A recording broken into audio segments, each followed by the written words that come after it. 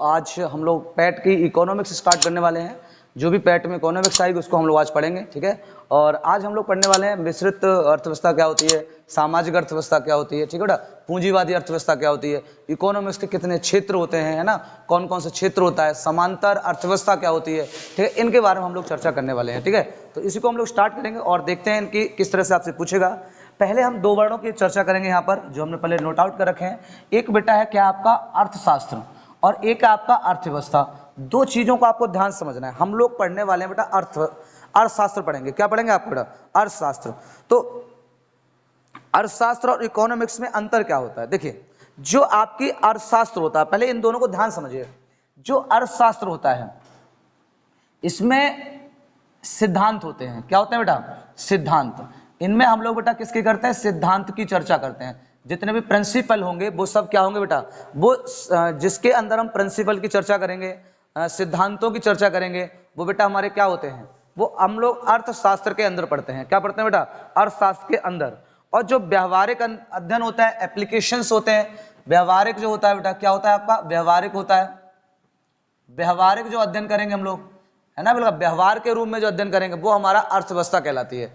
अर्थव्यवस्था इकोनॉमी होती है और अर्थशास्त्र इकोनॉमिक्स होती है। तो इकोनॉमिक्स में हम बेटा सिद्धांतों के बारे में पढ़ेंगे, ठीक है बेटा। और इसमें हम व्यवहारिक रूप से पढ़ते हैं। क्या पढ़ते हैं बेटा? व्यवहारिक के रूप में करते हैं। व्यवहार के बारे में जानकारी होती है, ठीक है बेटा। तो वो क्या कहलाती है? अर्थव्यवस्था कहलाती है, ठीक है बेटा। अर्थव्यवस्था मतलब किसी चीज को व्यवस्थित करना, है ना। पैसों को कैसे लगाएंगे आप, इस चीज को व्यवस्थित करना।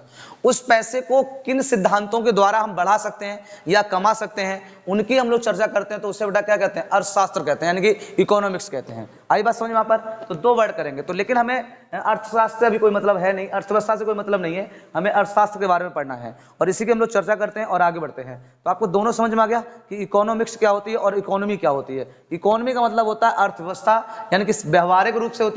जितने भी चीजें होती हैं वो आपकी अर्थव्यवस्था कहलाती है। जैसे मान लो किसी उत्पाद कोई हुए, है ना, वहां से पैसा कैसे प्राप्त हुआ, तो वो टोटल जो हुआ है वही हमारा क्या हुआ? अर्थव्यवस्था होगी। उन पैसों को किस सिद्धांत से हमने लगाया है, कैसे उसको बढ़ाया है, वो हमारी क्या कहलाएगी बेटा? अर्थशास्त्र कहलाती है, ठीक है बेटा। तो आपको ये याद रखना, तो ये दो वर्ड आपको ध्यान रखना है कि इकोनॉमी क्या होता है और आपका इकोनॉमिक्स क्या होती है। बट हमें चर्चा जो करनी है बेटा वो किससे करनी है? इकोनॉमिक्स पे करनी है। किस पे करेंगे भाई? इकोनॉमिक्स पे करते हैं। चलिए स्टार्ट करते हैं इसको इसी के साथ। देखिए, अब ये जो इकोनॉमिक्स होती है वो होती क्या है? देखिए, जो आपकी इकोनॉमिक्स होती है, ध्यान रखना है, इकोनॉमिक्स का मतलब होता है कि कोई पैसा आपके पास है, उस पैसे को कैसे ग्रोथ में लाया जाए, कैसे बढ़ाया जाए उस पैसे को, ये इसमें जो चर्चा हम लोग करेंगे वो हमारा इकोनॉमिक्स कहलाती है। क्या कहलाएगी बेटा? इकोनॉमिक्स। पैसों को बढ़ाना, ये कोई इकोनॉमिक्स मनी नहीं होती है। मनी को कैसे बढ़ाया जाएगा, मनी को कैसे लगाया जाएगा, ये हमारी इकोनॉमिक्स होती है, ठीक है। तो सबसे पहले तो आपसे क्या पूछेगा बेटा कि इसके जनक कौन है? क्या पूछेगा आपको? डायरेक्ट पूछता है बेटा, क्या पूछता है? जनक कौन है। तो आपसे पूछेगा बेटा कौन? जनक। तो आप बताएंगे बेटा ये कौन है? एडम। क्या पूछेगा बेटा कि आप इसका पूछेगा कि जनक कौन है, तो आप बताओगे एडम स्मिथ।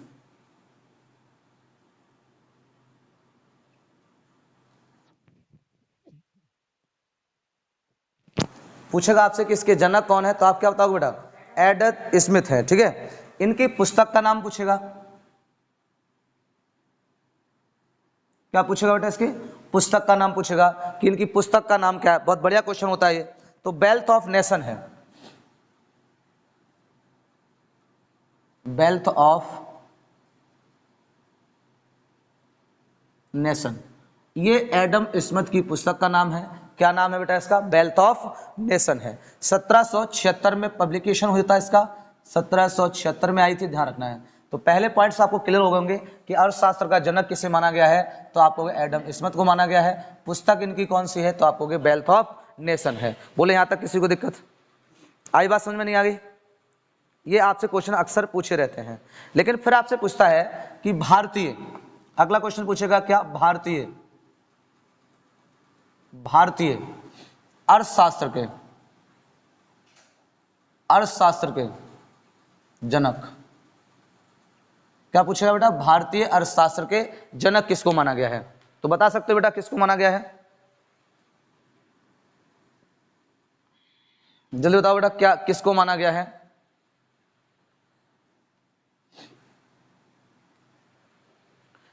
किसको माना गया है? विश्वरैया। इसे एम विश्वरैया बोलते हैं। क्या बोलते हैं बेटा? एम विश्वरैया। ठीक है बेटा, तो एम विश्वरैया को भारत का भारतीय अर्थशास्त्र का जनक माना गया है। ये आपको याद रखना है, बहुत इंपॉर्टेंट रहता है एम विश्वरैया। ठीक है बेटा, एम विश्वरैया। ठीक है, तो अगर पूछे भारतीय इकोनॉमिक्स के जनक कौन माने गए हैं तो आप किसे बताओगे? एम विश्वरैया, ये जनक माने गए हैं। ठीक है बेटा, इसके बाद पूछेगा आपसे कि अर्थशास्त्र के क्षेत्रफल कितने होते हैं। अगला स्टेप स्टार्ट होगी क्षेत्रफल। क्या पूछेगा बेटा कि अर्थशास्त्र के क्षेत्रफल कितने होते हैं, तो आप बताओगे बेटा 3 होते हैं। कितने होंगे बेटा? 3 होते हैं। पहला जो आता है बेटा 3, कितने क्षेत्र बताओगे आप? सेक्टर जो होते हैं वो कितने होते हैं? तो पहला आता है स्वरूप। क्या आएगा बेटा? स्वरूप, स्वरूप के आधार पर। दूसरा कौन होता है बेटा? शर्त के आधार पर। किसके आधार पर होता है बेटा? शर्त के आधार पर। और तीसरा जो होता है बेटा वो स्वामित्व के आधार पर होता है। किसके आधार पर होता है बेटा? स्वामित्व के आधार पर। ये 3 सेक्टर होते हैं, आपको याद रखना। कितने सेक्टर होते हैं बेटा? तो आपको 3 सेक्टर होते हैं। ये सेक्टर कहलाते हैं।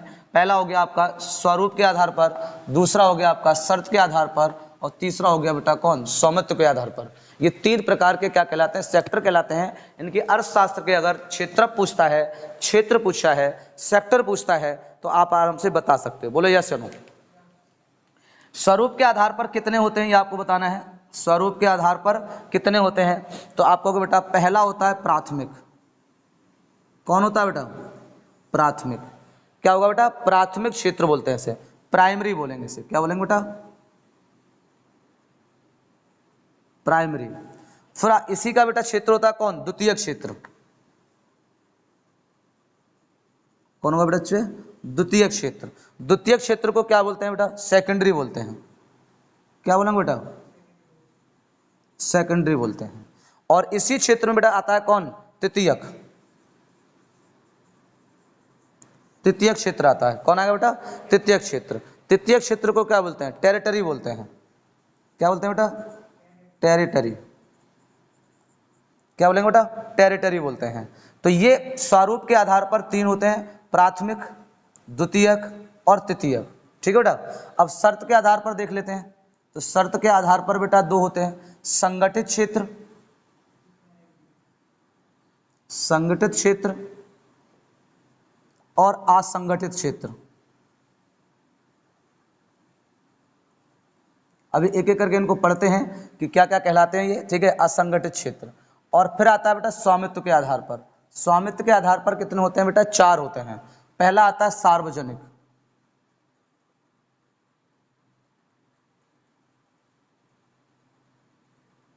सार्वजनिक। ठीक है बेटा, कौन आएगा पहला? सार्वजनिक। इसे पब्लिक सेंटर बोलते हैं। इसे क्या बोलेंगे बेटा? पब्लिक। इसे पब्लिक सेक्टर बोलते हैं। दूसरा आता है निजी क्षेत्र। निजी क्षेत्र, निजी क्षेत्र। इसे बेटा क्या बोलते हैं बेटा? प्राइवेट बोलते हैं। क्या बोलेंगे बेटा? इसे प्राइवेट सेक्टर बोलते हैं। आप लिख सकते हो आराम से। फिर आता है संयुक्त क्षेत्र। संयुक्त क्षेत्र, ज्वाइंट सेक्टर बोलेंगे इसे बेटा। क्या बोलेंगे? Joint sector. और फिर आता है बेटा सहकारी। देखो बेटा, दिखाई दे रहा है यहाँ पे? इधर देखो जरा, सहकारी।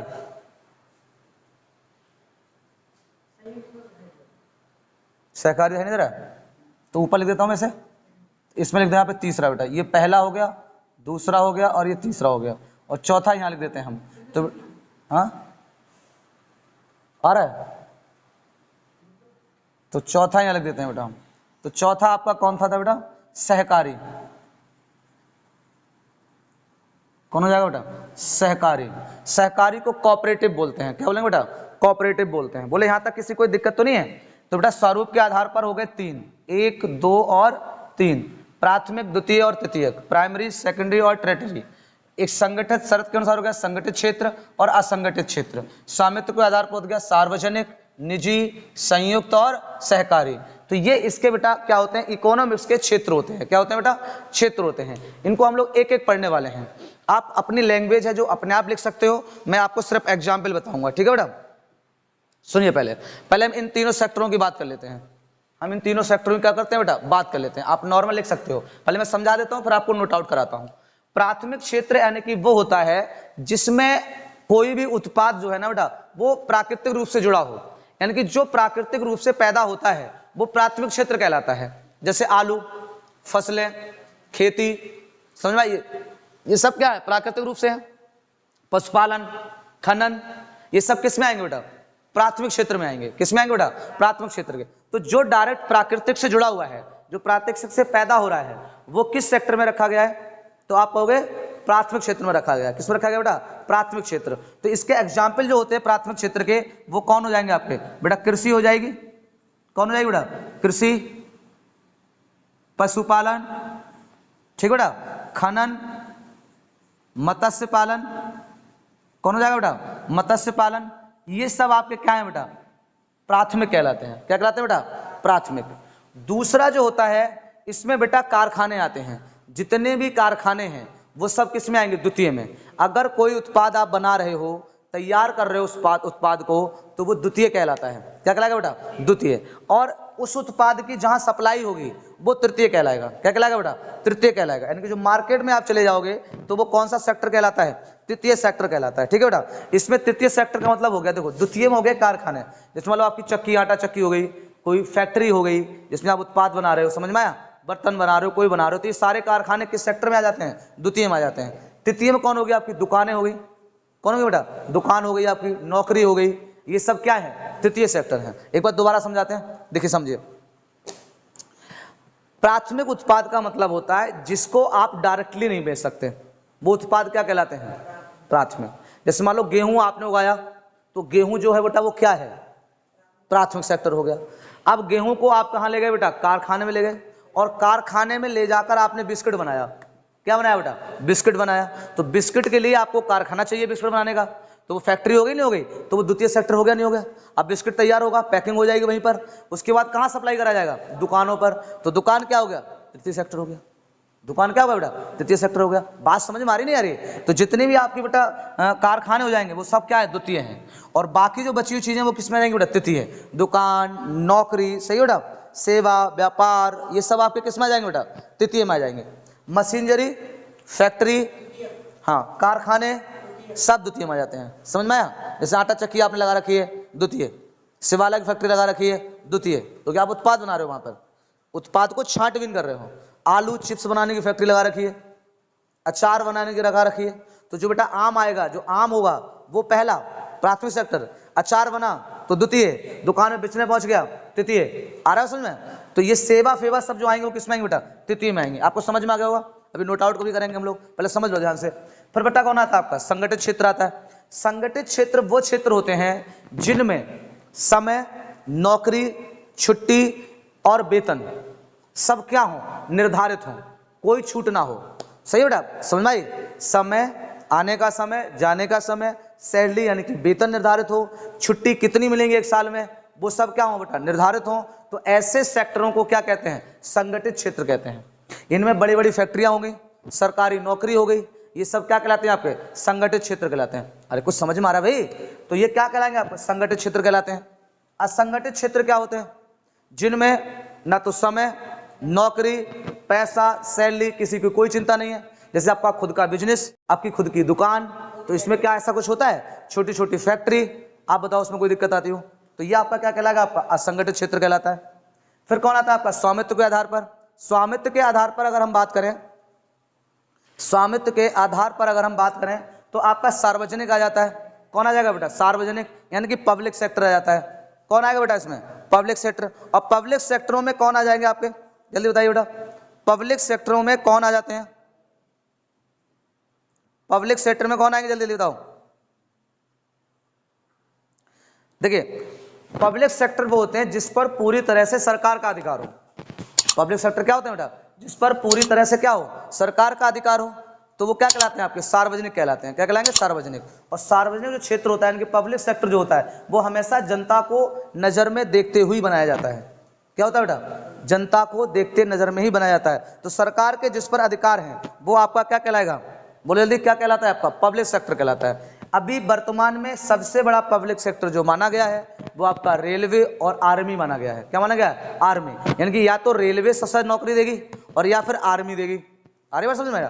तो वो हमारा पब्लिक सेक्टर कहलाएगा। क्या कहलाएगा? पब्लिक। दूसरा आता है निजी क्षेत्र, ये प्राइवेट क्षेत्र कहलाता है। इसमें क्या होगा, जितना भी अधिकार होगा, जिसमें बेटा क्या होगा, जितना भी अधिकार होगा वो सब किसके पास होगा? प्राइवेट के पास होगा, किसी प्राइवेट के पास होगा। और ये हमेशा लाभ कमाने आते हैं। क्या आते हैं बेटा? लाभ कमाने। इसमें किसी का भी कोई अधिकार नहीं होता, इसे प्राइवेट लिमिटेड कहा जाता है। ये सिर्फ लाभ कमाते हैं। समझ में आ गया? इस टाइम पर सबसे बड़ी पूंजीवादी जो निजी क्षेत्र जो है वो रिलायंस है। पूंजीवादी करके पूछता है कि पूंजीवादी सबसे बड़ा कौन है, तो वो कौन होगा बेटा? निजी क्षेत्र होगा, रिलायंस होगा। और अगर क्षमता के अनुसार पूछेगा तो कौन है? वो टाटा है। कौन है बेटा? टाटा। क्षमता के अनुसार पूछेगा तो टाटा है। समझ हमारी बात? तो ये निजी कहलाता है। निजी मतलब जो प्राइवेट सेक्टर किसी के हाथ में हो। अगला आता है बेटा कौन? संयुक्त क्षेत्र। संयुक्त क्षेत्र क्या होता है बेटा? आपका पीपीपी कहलाता है, इसमें पार्टनरशिप कहलाती है। इसमें प्राइवेट और सरकारी दोनों का क्या होता है? हस्तक्षेप होता है। बेटा समझ में आया? संयुक्त क्या होगा? निजी और दोनों की क्या होता? भागीदारी हो। इसे पीबीपी कहते हैं। क्या कहते हैं? पीपीपी। क्या कहेंगे बेटा? पीपीपी। अब क्या बोलते हैं इसे? Public private partnership. ठीक है। और इस टाइम पर सबसे ज्यादा अगर विकास हो रहा है, सबसे ज्यादा अगर विकास हो रहा है तो बेटा किसका हो रहा है? पीपीपी का हो रहा है। किसका हो रहा है बेटा? पीपीपी का। सही है। इसमें पीपीपी का सबसे बड़ा उदाहरण है मेट्रो। सरकार का भी काम है उसमें और प्राइवेट कंपनियां भी काम कर रही हैं। तो अभी पूछे भारत में सबसे किसका प्रारंभ हो रहा है, सबसे तेजी से हो रहा है, तो बेटा वो कौन हो जाएगा आपका? सबसे तेजी से हो जाएगा वो कौन है आपका? ठीक है बेटा, संयुक्त क्षेत्र हो जाएगा। कौन हो जाएगा? संयुक्त क्षेत्र। ठीक है। कौन सा होगा बेटा? संयुक्त क्षेत्र होगा। अब आती है सहकारी यानी कि कोऑपरेटिव। सहकारी जो होता है बेटा, इसमें निजी और सार्वजनिक दोनों की भागीदारी होती है। क्या होगी बेटा? इसमें दोनों की भागीदारी होती है।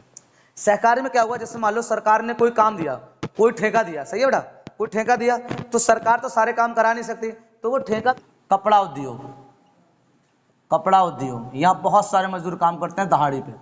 तो अगर आपसे पूछे कि सबसे बड़ा असंगठित क्षेत्र कौन सा माना गया है, तो आप किन्हें बताओगे बेटा? कपड़ा उद्योग को माना जाता है। किसको माना जाता है? कपड़ा उद्योग को। बोलो बेटा समझ में आ रहा है यहाँ तक? तो ये आपका असंगठित क्षेत्र आता है। अगले हम लोग बात करते हैं, और अगले हम लोग आ जाते हैं किस पर? अब बेटा स्वामित्व के आधार पर। ये दो प्रकार के थे आपके शर्तों के आधार पर। अब अगला आ जाएगा कौन? स्वामित्व के आधार पर। और नेक्स्ट बात करते हैं, वही लास्ट होंगे हमारे, तो देख लेते हैं स्वामित्व के आधार पर।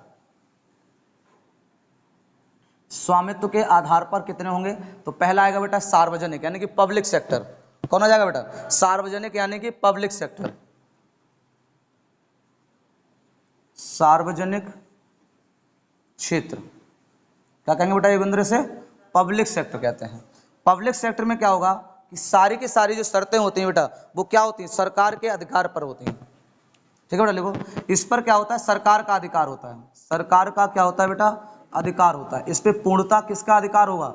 सरकार का अधिकार होता है। समझना? ऐसे नोट कर लो भाई, समझ में आ रहा होगा ना? पूरी तरह से क्या होगा बेटा? सरकार का अधिकार होगा, तो वो क्या कहलाता है? सार्वजनिक कहलाती है। इसे पब्लिक सेक्टर कहा जाता है। इसे क्या कहते हैं बेटा? पब्लिक सेक्टर बोलते हैं। क्या कहेंगे बेटा? इसे पब्लिक सेक्टर कहा जाता है। ध्यान रखना है, इसे क्या कहेंगे बेटा? पब्लिक सेक्टर कहा जाता है। इसका जो उद्देश्य रहता है, क्या रहता है भाई योगेंद्र? उद्देश्य रहता है वो रहता है बेटा जन कल्याण।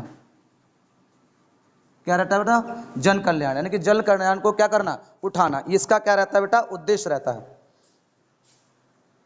सबसे बड़ी जो सार्वजनिक क्षेत्र माना गया है, सबसे बड़ा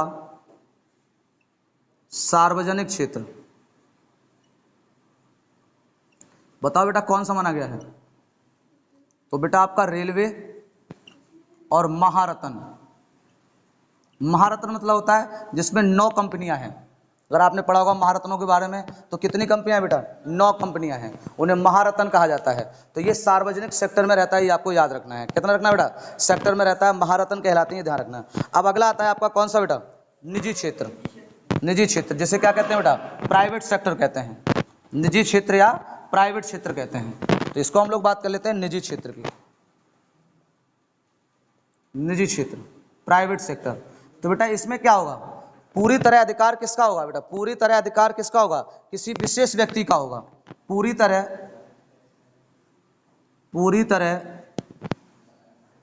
तरह किसका हाथ होगा? हाथ विशेष व्यक्ति का।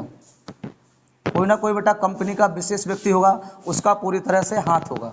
ठीक है। ये बेटा अपने लाभ के लिए होती है।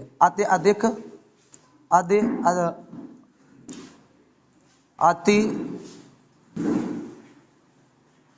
अधिक लाभ के लिए।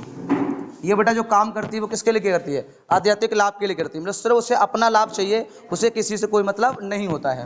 इसे बेटा पीबीटी कहते हैं, प्राइवेट लिमिटेड बोलते हैं इसे। क्या बोलते हैं बेटा? पीबीटी, प्राइवेट लिमिटेड कहा जाता है, ध्यान रखना है इसको, ठीक है। इसका मुख्य उद्देश्य क्या होता है? सिर्फ लाभ कमाना होता है, यानी कि अत्यधिक क्या करेगी बेटा? लाभ कमाएगी, और विशेष व्यक्ति पर अधिकार होता है। इसे प्राइवेट क्या कहते हैं बेटा? लिमिटेड कहा जाता है। क्या कहते हैं बेटा? Private limited. तो ये प्राइवेट लिमिटेड क्या होता है? वो उसका खुद का अपना एक बॉस होता है, स्वामित्व होता है, वो अपना स्वामित्व क्या करेगा बेटा? स्थापित करेगा। सबसे बड़ी जो प्राइवेट कंपनी है, पूछेगा आपसे सबसे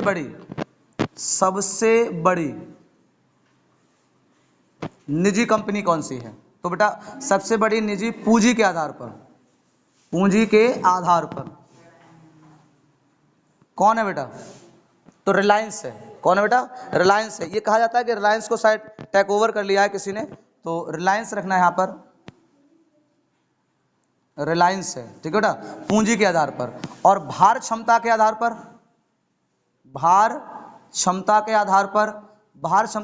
पर कौन है बेटा? भार क्षमता के आधार पर सबसे बड़ी कंपनी कौन है?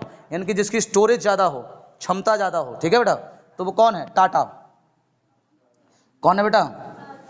टाटा। ये ध्यान रखना, ये प्राइवेट है, रिलायंस भी प्राइवेट है, तो ये पूंजी के आधार पर सबसे बड़ी कंपनी है। और क्षमता यानी कि भार के आधार पर, क्षमता स्टोरेज के आधार पर टाटा क्या है? सबसे बड़ी कंपनी है। तो ये बेटा निजी क्षेत्र कहलाता है, प्राइवेट सेक्टर कहलाता है, ठीक है। ये सिर्फ लाभ के लिए होता है, ये घाटा कभी नहीं सहता, ठीक है बेटा, लाभ के लिए रहता है, ये ध्यान रखना। इसके बाद आता है आपका कौन सा? संयुक्त, पीवीपी। कौन होगा बेटा? पीवीपी। अभी भारत में सबसे ज्यादा अगर बल किसी को मिल रहा है तो वो किसको मिल रहा है? पीवीपी को। किसको? संयुक्त क्षेत्र को। संयुक्त क्षेत्र को किसको मिलता है बेटा? संयुक्त क्षेत्र को। तो इसमें क्या होता है? इसमें निजी और प्राइवेट, सॉरी निजी और सरकारी दोनों की क्या होती है? भागीदारी होती है। इसलिए इसे क्या कहते हैं बेटा? पीबीपी कहते हैं, पीबीपी कहते हैं। क्या कहेंगे बेटा? पीबीपी, सही है। इसमें निजी और सार्वजनिक दोनों की भागीदारी होती है। तो इसमें बेटा निजी भी होगा, यानी कि प्राइवेट भी होगा, निजी और सार्वजनिक, ठीक है बेटा, निजी और सार्वजनिक दोनों की भागीदारी होती है, ठीक है बेटा। इसे क्या कहते हैं हम लोग? पीपीपी, ट्रिपल पी बोलते हैं इसे। क्या बोलते हैं बेटा? Triple P. इसकी फुल फॉर्म बता सकते हो बेटा? पब्लिक प्राइवेट, क्या बोलेंगे बेटा? पब्लिक प्राइवेट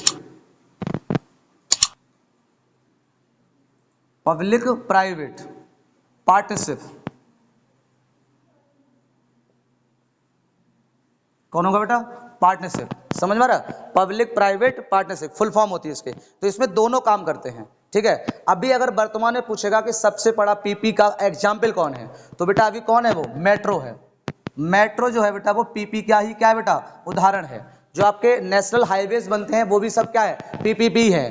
प्राइवेट निजी कंपनियां भी इसमें काम करेंगी, और बेटा इसमें भारत भी काम करती है। तो जैसे भारत सरकार ने वर्कर दे दिए, बोले जो भी आपकी चीज चलेगी ना उसके वर्कर हम सैलरी देंगे और आप इसका सारा काम कराओ। कोई और कंपनी आ गई, उसने माल दे दिया, किसी ने पत्थर उठा के ला के दे दिए, बोले भैया हमारी भागीदारी, ये पत्थर हम लगवाएंगे, समझ में आया? किसी ने लोहा ला के दे दिया, तो उनका परसेंटेज बन जाता है कि आपने भैया 10% लायक पैसा लगाया है तो आपका 10% हो जाएगा, ठीक है। जो बड़े बड़े आप हाईवे देखते हो, आप इतने अच्छे रोडों पे चलते हो तो उस पर टोल टैक्स पड़ता है, तो टोल टैक्स कौन लेती है? फिर यही कंपनियां लेंगी आगे, समझ में आया? तो सरकार लेती है और जिसको जितना परसेंटेज बनती है उसको आप दे देती है। बात समझ में आ रही है? तो ये बेटा क्या कहलाते हैं? आपकी मेट्रो। तो अभी अगर पूछेगा सबसे नंबर 1 पे कौन है, तो संयुक्त क्षेत्र चल रहा है, पीपीपी चल रहा है। कौन चल रहा है बेटा? पीपीपी। तो ये क्या होता है? आपका संयुक्त क्षेत्र कहलाता है। और लास्ट में आपका बचता है कौन? सहकारी। कौन बचेगा बेटा? सहकारी, जिसे कोऑपरेटिव कहते हैं। तो कोऑपरेटिव आप लोग जानते ही होंगे लगभग, बोलो। कोऑपरेटिव का मतलब क्या होता है? सहकारी बोलते हैं सर, सहकारी, कोऑपरेटिव बोलते हैं। इसमें भी निजी और जो सरकार होती है उसकी भागीदारी होती है, बट इतना अंतर आ जाता है कि इसमें जितना भी कानून चलता है वो सरकार का चलता है। किसका चलेगा बेटा? सरकार का चलता है। तो उन्हें क्या बोलते हैं? कोऑपरेटिव, सही है। कोई भी कंपनी मान लो है, अगर आपकी बेटा क्या है, कोई कंपनी है, तो उस कंपनी से जो भी काम करवाएगी वो कौन कराएगी बेटा? सरकार कराएगी। और दिशा निर्देश जो देगी, क्या देगी बेटा? दिशा निर्देश देगी। वो कौन देगी बेटा? दिशा निर्देश सरकार देगी, सही बेटा? नहीं, इसे मान लो किसी गांव का एक उसे मान लो गांव में बहुत जागरूक करना है लोगों को और उसे किटें बांटनी है किसी चीज की, तो वो उस ठेके को किसी को दे देगी, सरकार नहीं खुद बांटने आएगी, बोले भाई साहब ऐसा करो, ऐसे बांटना है, और इतने जो पिछड़े लोग हैं या इतनी सैलरी वाले लोग हैं, इतने वार्षिक वेतन वाले लोग हैं, उनको आराम से बांटना है आपको, ठीक है। तो वो क्या कहलाता है आपका, कोऑपरेटिव कहलाता है। जैसे सोसाइटी होती है खाद की, वो कोऑपरेटिव होती हैं, कोऑपरेटिव बैंकें होती हैं तो वो भी कोऑपरेटिव बैंक कहलाएंगे। तो ये बेटा आपका क्षेत्र कौन कहलाएगा, सहकारी कहलाएगा, ठीक है। तो आपको बेटा क्षेत्र अब समझ में आ गए होंगे, और नेक्स्ट वीडियो में हम लोग पढ़ेंगे इसकी पूंजी क्या होती है, ठीक है बेटा, पूंजीवाद, अर्थवाद, ये सब क्या होता है भाई, पूंजीवाद, मिश्रित समाज पूंजी, ये सब होती क्या है, ठीक है। तो आज के लिए हम इतना ही रखेंगे, पूरा क्लास हमने आपको समझा दिया है। अगर आपको वीडियो अच्छा लगा हो तो लाइक करें, कमेंट करें, वीडियो को शेयर करें, चैनल को सब्सक्राइब करें। आज के लिए इतना ही रखेंगे। सभी बच्चों को जय हिंद, जय भारत।